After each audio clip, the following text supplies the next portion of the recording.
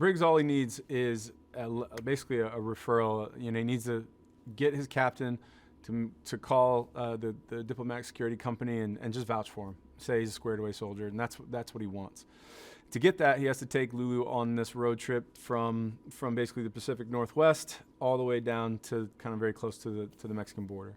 And it's gonna be a handful. You think just putting a dog in a car and just driving it down there is enough, but one of these dogs is, and this guy also, they're both special, let's just say, and they're gonna fight each other all the way down the coast. And if he does that, and if he gets Lulu to this funeral without anything that happens bad, then he gets the referral, and that's all he's got to do.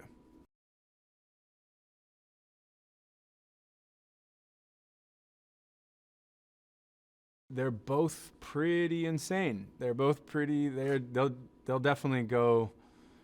They'll go until they can't go anymore. And I think when you have two brick eaters that are ready to lock up at any point, that you can have fireworks almost at any moment in the movie. That there's an actual gun in that car, two guns essentially, like they're like it's a powder keg. It can pop off at any moment, and they're equal matches for each other. There's a moment where we both grab this like stuffed unicorn, and look, the unicorn was never going to stay together if one of us wasn't either told to let go or if didn't just let go before it ripped, because it would have just been done in a heartbeat. And so it's just funny. They're equal match, and the only difference between them is that one's a canine and one's a human, humanish.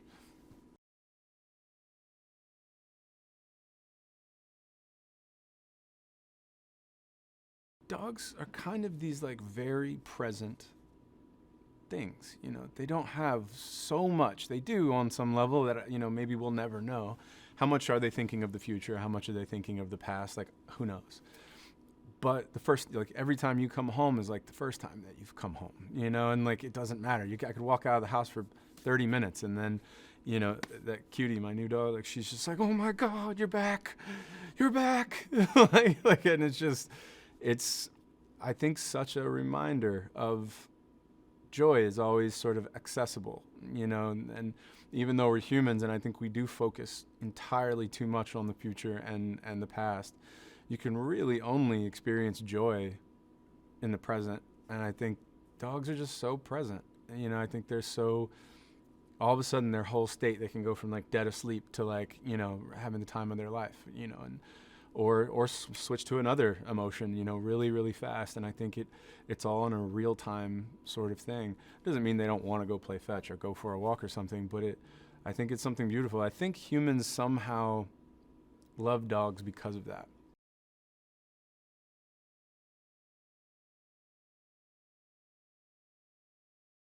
I think Lulu's a different dog than probably the last time you saw her.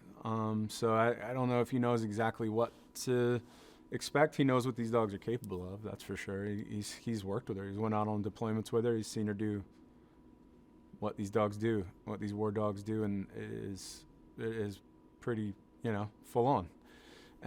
But he's done it himself. He's been kicking indoors for a while as well, and they're equals, and those dogs are soldiers to him. They're not equipment.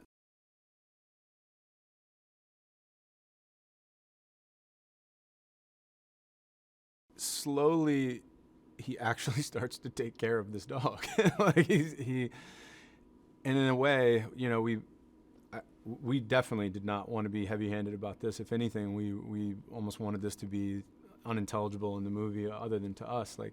The dog is him.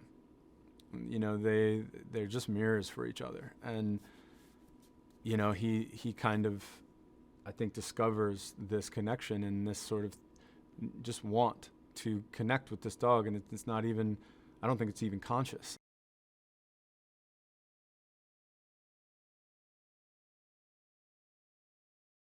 They would all know the word rolling and action because it was a prompt for them, and that happened on the day one. Day one, third take, second take even, because we had rehearsed something before that.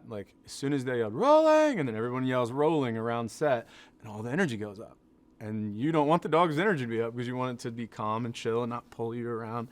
And these dogs are just so smart. Like, they're incredibly smart, and they love working.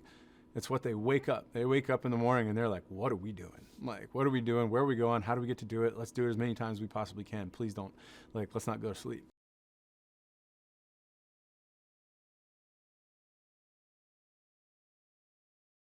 There's a scene where I run out to the car and Zuza's in the car because Zuza's going ape in the car.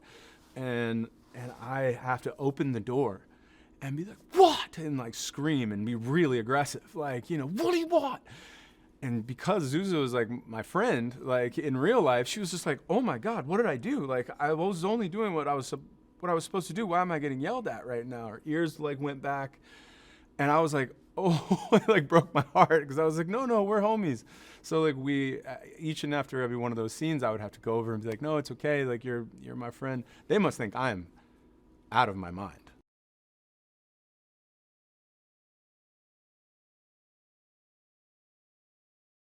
Brett Rodriguez, I've known him equally as long as I've known Reed.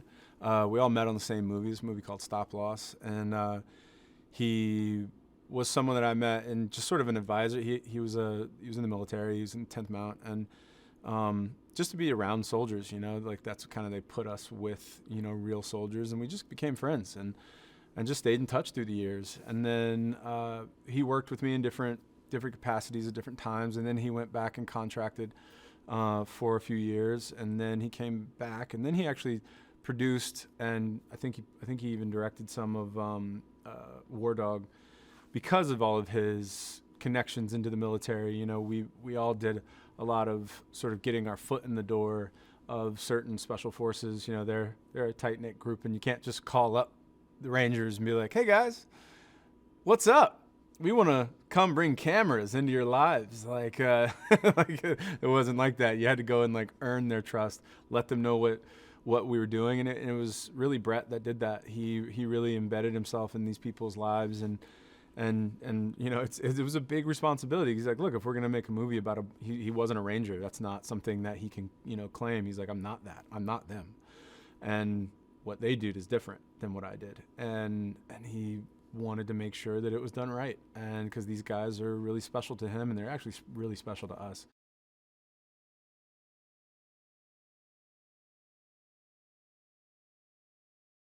He really listens, and not just listens with just this like, all right, I'm gonna just like dictate that back down onto the page, like almost just like I'm gonna take everything you said and I'm just gonna like put it there. No, he really digs and finds a larger meaning that I would have never been able to see in it. Like, and his ability to see the 30,000-foot view, he's taught me more about movies than almost any of the directors that I've worked with that are some of the best directors in the world. Because of the time that we've had together, and I don't feel stupid asking him any question. Or I'd be like, wait, what is that? I don't even know what that word is that you used. What does that mean? And just like there's just a connection and a compassion that I think he has, unlike almost anyone that I've worked with. And like the connection is the will to want to understand something that he might not understand.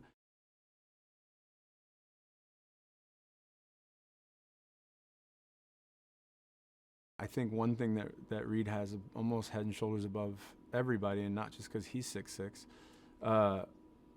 is that he actually wants to know what they're understanding. Like, he's like, all right, what are you getting? Like, what? And he's really trying to have them put themselves into the character, into the movie. And then that comes, I think, from the writing and what he's learned in the writing process as well. Is he really wants people to have a say and to be a part of the creative process, and not for it to be a dictatorship.